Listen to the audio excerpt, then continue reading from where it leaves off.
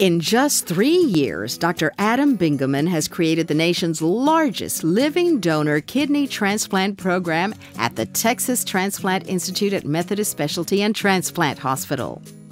The Paired Donor Program identifies living donors who wish to donate a kidney to a family or friend, but can't because of blood or tissue compatibility.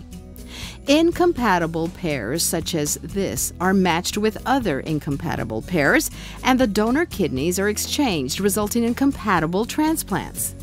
As director of the Live Donor Kidney Transplant Program, Adam and his team have increased access to living donor kidney transplantation by 34%.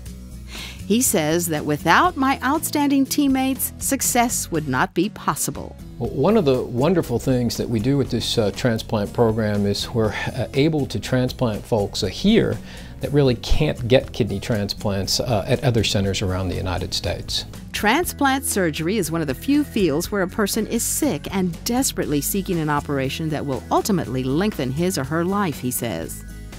It's also a field in which your patients become part of your extended family. Adam Bingaman, an outstanding physician and a true healthcare hero.